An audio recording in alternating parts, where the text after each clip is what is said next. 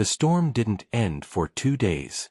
The shelter shook like a dying heart, every thunderclap echoing through its metal ribs.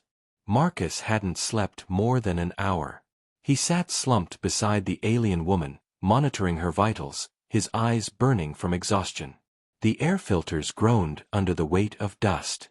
The power cell blinked red. Outside was only static and sand, an endless roar that buried the world. He looked over at her again. The crystalline infection had stopped spreading, but it hadn't gone away. Pale veins of light still laced her arm and shoulder, pulsing faintly like trapped lightning. Her breathing was shallow, but steady. Marcus leaned forward. "Hey, still with me?" Her eyes opened slowly, violet and luminous even in the dim light. "You haven't left," she said weakly, her voice soft, accented. "Can't exactly step out for fresh air," Marcus said, forcing a small grin. "Besides, you're my only company. I'm not talking to the wall again." She blinked at him, confusion flickering. "You joke, even now?" "That's how humans survive," he said. "Sarcasm is like armor." Her lips curved faintly, the first sign of emotion he'd seen beyond pain. Then her expression shifted, serious again. "You should have left me. Mirathi blood is toxic to humans if the crystals mature. The infection can spread through air once the host dies." Marcus's brows furrowed. "Well, lucky for both of us, you're not dying." She turned her gaze toward the storm outside. "You don't understand. That plague wiped out colonies before. It adapts. Even Mirathi scientists failed to contain it." Marcus leaned back, exhaling. "Then we make something new." Her eyes flicked toward him. "You speak as if you can rewrite death." He looked down at his hands, calloused and scarred. "I've watched too many people die just because no one tried hard enough. I'm not adding your name to that list." Silence hung between them for a moment, broken only by the hum of flickering lights. Then she asked softly, "What is your name, human?" "Marcus. Lieutenant Marcus Hale. UCF Rescue Corps." She hesitated before answering, her voice almost melodic. "I am Lyra of Myriax. Biologist, researcher, failure." Marcus frowned. "Failure?" Her eyes closed briefly. "I was studying the crystalline spores on the convoy, trying to create an enzyme to neutralize their replication. Instead, I made them evolve faster. The infection you stopped. That was my doing." The admission hit hard. Marcus stared at her for a moment, then shook his head. "You were trying to save lives. That's not failure. That's what makes you different from the things that kill." Her gaze softened. "Humans, always so certain, even when dying." He chuckled dryly. "Certainty's just good acting. Truth is, I'm terrified half the time." That made her smile, a faint, glowing curve that lit her face for just a moment. Hours blurred together. The storm raged without mercy. Marcus set up a microlab using the fragments of her destroyed research kit. His fingers trembled as he handled the samples, shards of infected crystal glowing faintly under UV light. He ran analysis after analysis, his AI module flickering unstable readings. The data made no sense. The crystalline structures behaved like both virus and metal, feeding on bioluminescent energy instead of organic tissue. "It's not even alive," Marcus muttered. "It's parasitic light." Lyra watched weakly from the cot. "It evolved from a deep-sea organism on Myriax. It consumed thermal energy once. Now it consumes any radiant source, even us." "Yeah," Marcus said quietly, eyes on the scanner. "But everything that eats can starve." He injected a mixture of antifungal and photonic inhibitors into a containment cell. The crystal shuddered, flickered, then dimmed for a moment before adapting and reglowing stronger. He swore under his breath. "It's learning." Lyra's tone was faint but calm. "It doesn't think. It reacts. It mimics survival, like any life form." Marcus turned toward her. Then we teach it to die. That night, or what passed for night under the storm's endless gloom, Lyra convulsed again. Marcus was at her side in seconds. Her veins glowed white-hot, the crystals pushing under her skin like glass. "Stay with me," he barked, grabbing the injector. Her hand caught his wrist. "Stop. It's adapting faster. You'll get infected." "Doesn't matter." Her grip tightened weakly. "Why risk yourself? We are not even the same species." Marcus met her eyes. "Because you're alive. That's enough reason." He plunged the injector in. She screamed, the sound echoing through the shelter like shattering glass. The crystals flashed, then dimmed again. She fell back, gasping, tears like liquid light streaking her cheeks. He wiped the sweat from her brow, hands steady despite the shaking in his chest. "You stubborn humans," she whispered, voice trembling. "You fight everything. Even inevitability." "Damn right," he said softly. "That's what we do best." When she finally fell asleep, Marcus slumped beside the console, watching the flickering power light. He recorded a log, voice low. "Rescue log 274. Subject Lyra is stable for now. Infection contained but mutating. Storm still active. Supplies at 30%.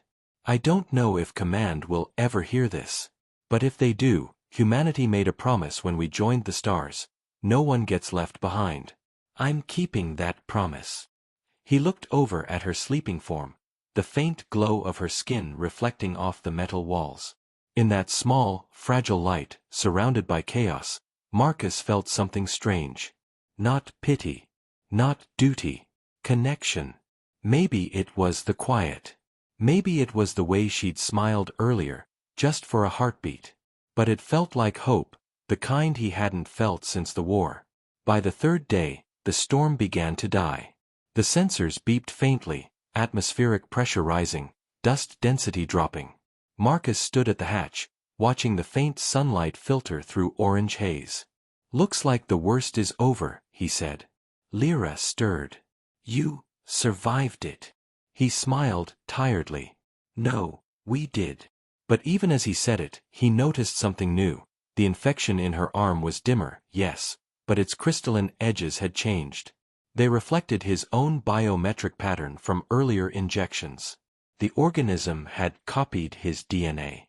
He stared, realization hitting like ice. "It's learning from me now." Lyra opened her eyes, panic flickering. "Then it's adapting to human biology." "Marcus, if that's true." He didn't let her finish. "Then we don't have much time." He looked at her, the alien woman whose life he'd saved, whose infection was now evolving with his. "Lyra," he said quietly, "we're in this together. Until the end." Outside, the storm faded into silence. Inside, two lives, one human, one alien, were now bound by something neither of them fully understood. The twin suns of Archon, 7 hung low over the horizon, painting the jagged alien desert in bleeding hues of crimson and violet. A sandstorm loomed at the edge of the sky, a living wall of dust and static that roared like an angry god. Lieutenant Marcus Hale tightened the seal on his respirator, his boots crunching through the cracked terrain as he scanned the wasteland with his visor.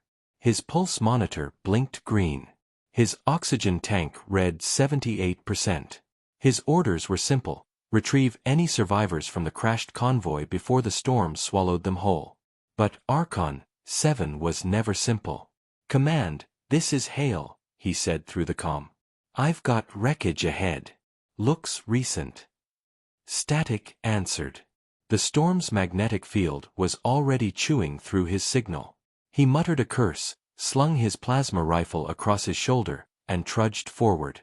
The wreckage lay half buried in the sand, blackened metal twisted like bones, the insignia of the United Coalition Science Corps barely visible through scorch marks. Fires still burned in places. Marcus ducked under a bent strut, stepping into the ruined transport bay.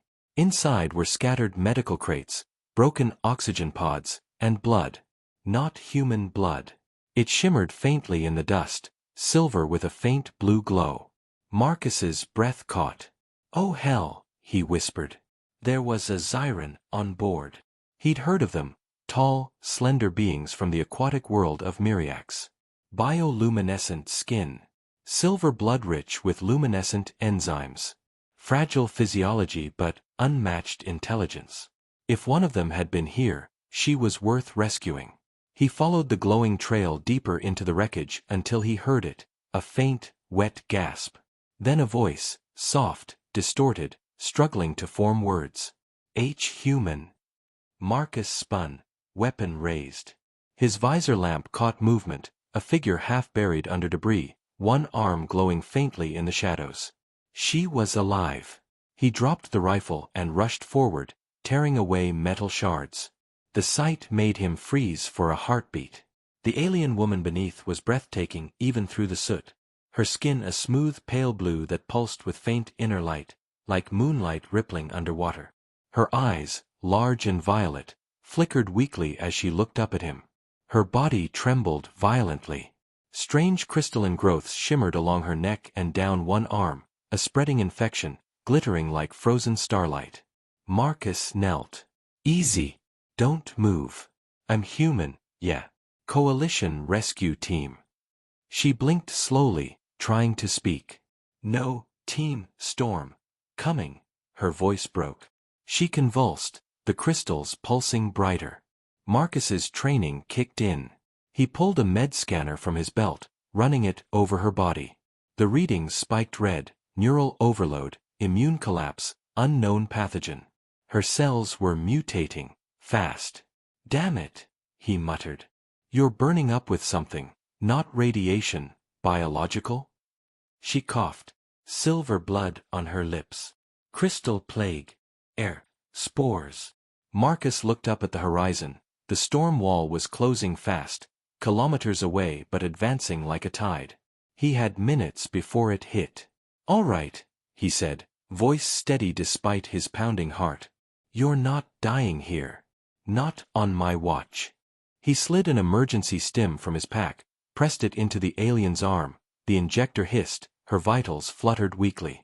Then he hoisted her into his arms. She was light, almost weightless, her skin cool but thrumming faintly against his suit like distant static. The storm screamed overhead as he stumbled out of the wreck. The sky had turned a solid wall of dust and lightning. He triggered his beacon. AI drone, return vector. I need evac coordinates, now. The wrist display flashed. Signal blocked. Storm interference. Marcus gritted his teeth. Figures. The alien stirred in his arms, whispering through pain. You should leave. Storm kills everything. He looked down at her, eyes hard. Then we outrun it. He sprinted toward the distant ridge where his shelter pod was anchored. Every step was agony, sand pelting his visor, static crackling over his armor. The alien convulsed again, crystals spreading across her shoulder, glowing brighter with each spasm. Marcus stumbled into the shelter, slammed the hatch shut, and collapsed to his knees, both of them gasping. Outside, the storm roared like a god enraged. Inside, only the hum of failing systems and the alien's labored breathing filled the air. Marcus tore off his helmet, sweat dripping down his face. You still with me? She nodded faintly, her light dimming. You saved me. Don't thank me yet. He reached for the medkit. I have no idea what's inside you, but if it spreads, you're in trouble. Her violet eyes met his. It's contagious. You shouldn't. He cut her off, pulling on gloves. Lady, I've patched up dying soldiers in worse places than this. I'm not watching you die. He began scanning again, the data scrolling fast. Her body temperature was dropping, her heart rate unstable. The crystals were feeding on her bioluminescence, draining her life to replicate. He muttered, smart virus, feeding on light itself. Damn clever. Damn deadly. Her lips trembled. You can't stop it. Humans have no cure. Maybe not, Marcus said. But humans improvise. He ripped open a medpack, mixing compounds like a field chemist, cross-referencing human antivirals with alien biology on his HUD. His hands moved fast, every second precious. He wasn't just fighting an infection, he was fighting time. Minutes passed like hours. The storm battered the shelter, shaking the metal walls. The lights flickered. She cried out softly, body seizing again. Marcus gritted his teeth. Hold on. Just hold on. He plunged the makeshift syringe into the base of the crystalline patch. It hissed, the glow pulsing violently. For a moment, he thought he'd killed her. Then, the light dimmed. The growth stopped spreading. Marcus exhaled shakily. There we go. Come on, come back. Her eyes fluttered open. The faintest smile touched her lips. You stopped it. For now. He sat back against the wall, exhausted. We'll call it a draw. Outside, the storm screamed louder, lightning splitting the sky. Inside the tiny metal pod, a human soldier and a dying alien scientist huddled together. Both stranded, both breathing, both alive. Marcus looked at her again, at the faint glow beneath her skin that shimmered like hope. He whispered, half to himself. If humanity's good for one thing, it's not giving up. And outside, the storm roared on. The storm was gone, but the silence it left behind felt heavier than the thunder. The world outside had changed. The once red dunes of Archon 7 were now laced with veins of shimmering blue crystal, like ice spreading across fire. Marcus squinted through his visor as he stepped out of the shelter, rifle in hand. Every step crunched softly on glassy sand. The air shimmered faintly, charged with static energy. The infection hadn't just survived the storm. It had spread. He tapped his comm. Command, this is Lieutenant Hale. Do you read? I repeat. Only static. Behind him, Lyra stepped out, her movements slow but steady. She no longer looked frail. Her bioluminescent skin glowed faintly in rhythm with the crystals around them. For a moment, Marcus felt a chill. Lyra. The terrain. I know, she said softly, her voice almost blending with the wind. It's the spore field. The storm carried it for kilometers. Marcus knelt, scanning a shard near his boot. You're saying this planet is infected now? She nodded. Archon 7 is dying. He clenched his jaw. Then we find a way to stop it before it reaches orbit. They began their trek toward the wrecked convoy a few clicks east, hoping to reach the comm relay buried beneath it. The landscape glowed eerily under the twin suns. Occasionally, a spark flickered across the crystalline patches, like trapped lightning seeking freedom. As they walked, Lyra stumbled slightly, pressing a hand to her side. Marcus immediately caught her arm. Easy. You okay? She nodded, though her eyes betrayed the truth. It's resonating with me. The infection senses itself. It's calling, like a neural hive. It's aware of its fragments. When you injected me, it linked with your biology too. Marcus froze.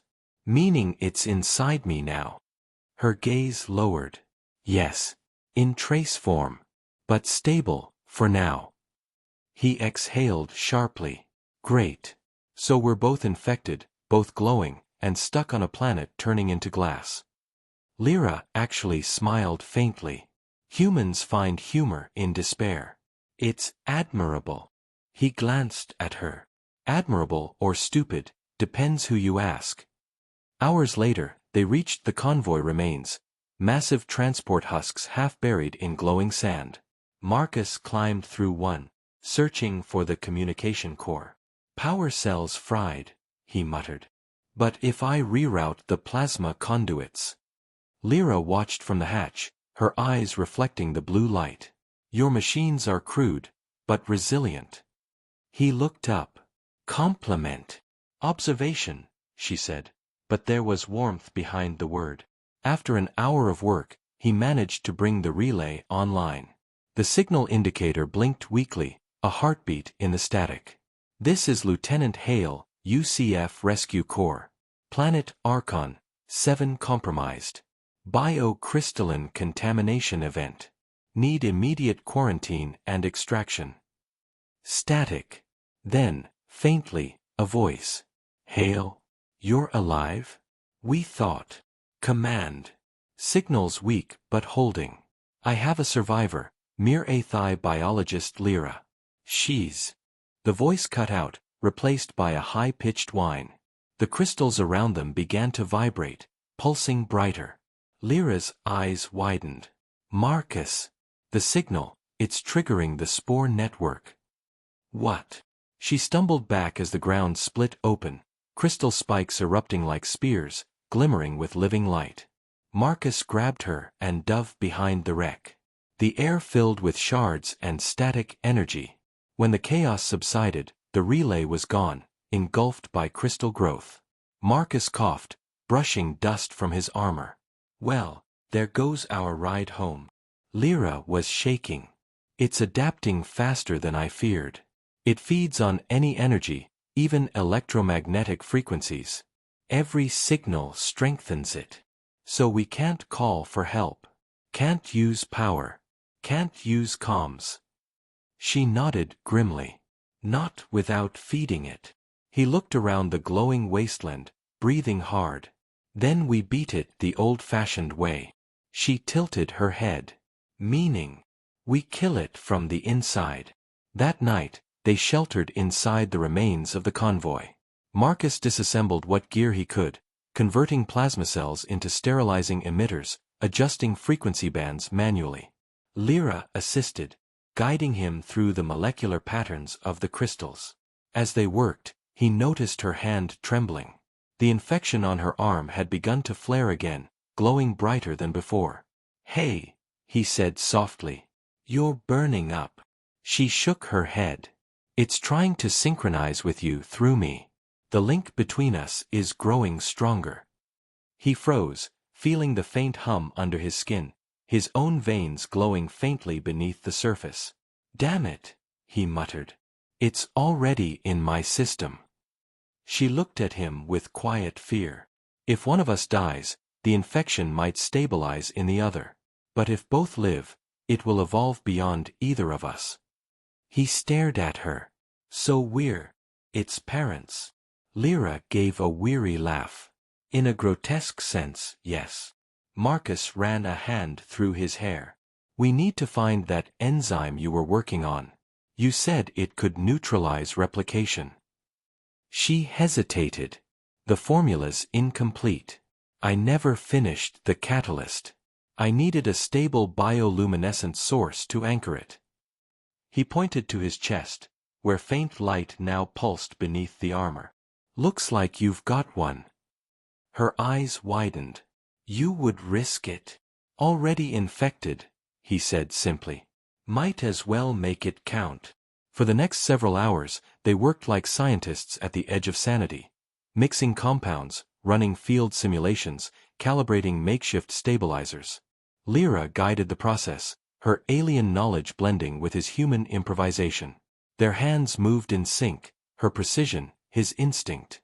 The result was messy, unstable, and entirely human. Finally, the vial glowed a soft white, faint but pure. Lyra stared at it in awe. If this works, it could rewrite the pathogen's replication code. Turn it inert. Marcus smiled tiredly. Then let's hope humanity's luck hasn't run out yet. But before they could test it, a deep rumble echoed through the valley.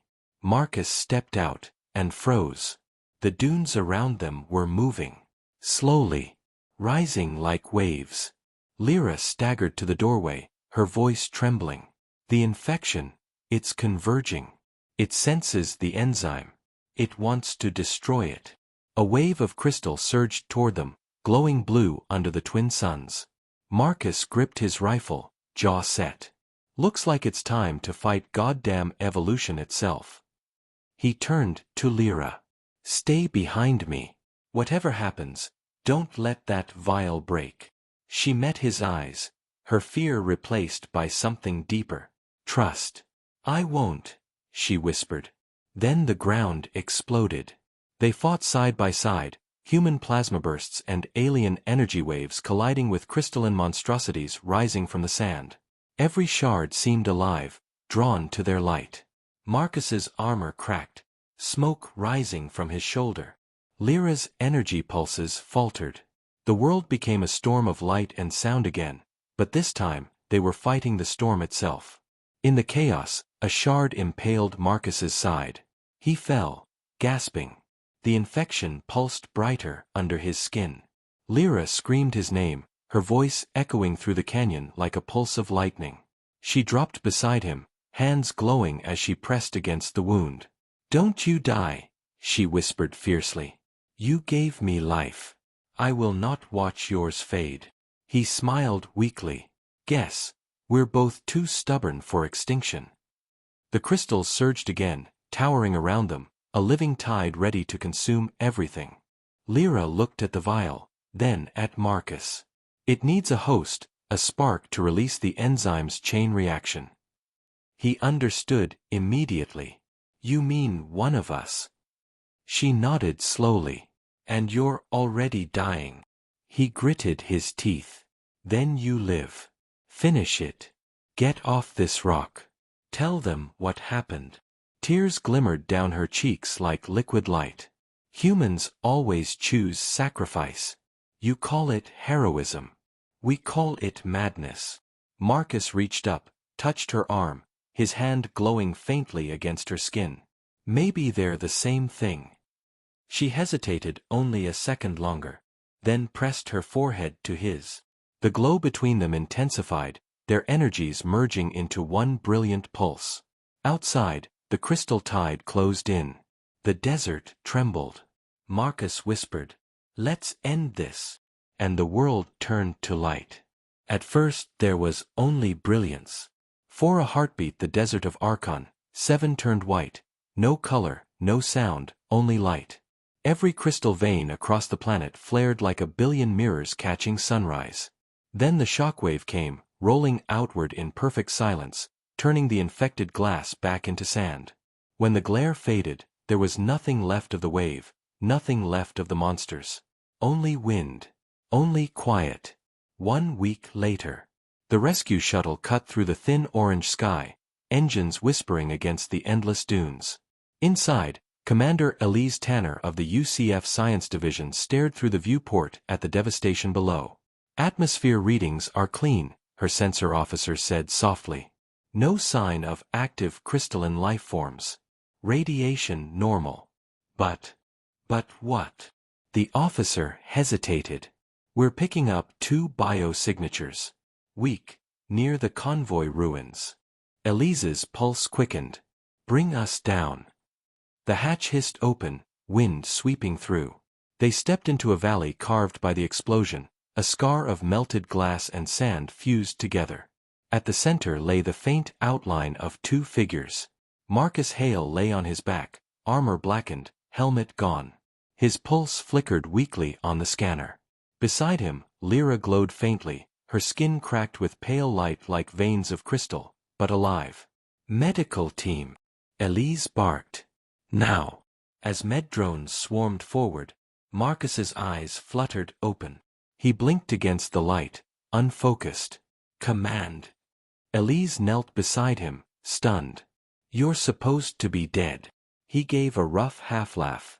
"I get that a lot." She looked toward Lyra. "And her." "Alive," Marcus rasped. "We stopped it. The enzyme, it worked." Elise stared at the melted wasteland around them. "You did this." He shook his head faintly. "We did." Later, aboard the UCF Vanguard, orbit of Archon 7. Marcus woke to the soft hum of med equipment. His side was bandaged, the infection gone. For a moment he thought it had all been a fever dream, until he saw the faint bioluminescent shimmer still running along the veins of his forearm. He looked around. The medical bay was sterile, bright, but in the isolation pod across from him, he saw Lyra. She sat upright, connected to monitors, her glow subdued but alive. When she saw him, she smiled, tired, but real. "You lived," she whispered through the comm link. "So did you," he answered. Guess extinction will have to wait. A flicker of laughter crossed her features. Your enzyme, it didn't just neutralize the crystals. It changed them. Their lattice converted into inert silica. You rewrote matter. He frowned. You made the enzyme. I just mixed it with a bit of human desperation. Her eyes softened. Then perhaps that is the catalyst I was missing. The scientists ran test after test. The infection was gone, the planet safe. But the analysis revealed something new. In both Marcus and Lyra, a faint hybrid pattern, bioluminescent DNA interlaced with human genome strands. They were linked now, permanently. Elise stood at the viewport with Marcus days later, watching the planet spin below. You realize what this means? You and she share the only successful human Mir-Athi biological bridge ever recorded. Marcus stared out at the surface, quiet. She risked everything. Humanity just followed her lead. Elise folded her arms. Command will want to study you both. Dissect the data. Maybe even weaponize it. He turned to her sharply. Not happening. That cure stays what it was meant to be, a promise. Elise nodded slowly. Understood. You've earned that right. In the isolation chamber. Lyra sat gazing at the stars through reinforced glass. When Marcus entered, she looked up. They call the enzyme the Hail Lyra Protocol, she said softly. A human and an alien, bound by light. He smiled faintly. Not bad for a day's work. She hesitated. You could have let me die. Why didn't you? Marcus leaned against the wall, thinking. Because the universe is too big and too cold to lose another good soul. And because, maybe I needed to believe that saving one life still matters. Lyra's eyes glimmered like distant nebulae. On Myriax we say, to share breath is to share destiny. I suppose, our destinies are the same now. Looks that way, he said quietly. They sat in silence, watching the stars burn beyond the glass. Two survivors of a world that almost devoured them both. Months later, Earth Conference, New Geneva. Holoscreens shimmered across the hall as scientists displayed their findings. The Archon cure, the first interspecies biotech solution created through human-alien cooperation. It became the cornerstone of a new alliance. Marcus watched from the audience, half-healed, the faint glow still visible in his veins. Beside him, Lyra stood taller now, her skin radiant under Earth's softer sun. When she spoke to the crowd, her voice carried quiet pride. Our worlds are different, our hearts beat to different stars, but the light within us seeks the same thing, survival through compassion. Humanity didn't just save me. They proved that empathy is an evolution no plague can erase. The room fell silent. Then applause rose like thunder. Marcus looked at her, a small smile tugging his lips. You sure you're not running for ambassador? She turned to him, teasing. Would you be my human liaison? He chuckled. Wouldn't miss it. Epilogue, Orbit of Myriax. Years later, a research vessel drifted above the shimmering ocean world of Lyra's home planet. Two figures stood at the observation deck, one human, one alien, both marked by faint light under their skin. Below them, new colonies glowed along the water's edge, protected by energy fields powered by the very enzyme born from their survival. Marcus glanced at Lyra. You ever think about that storm? Every day, she said softly. It was the end of everything I knew, and the beginning of something better. He nodded. Guess the universe likes balance. Lyra looked out at the horizon where Myriax's twin moons rose together, their reflections shimmering across the endless sea. Do you still believe humans never give up? She asked. He smiled. Now I know it's true. The stars reflected in their eyes, one human, one alien, both glowing with the same quiet light. Together, they watched the dawn rise over a healed world.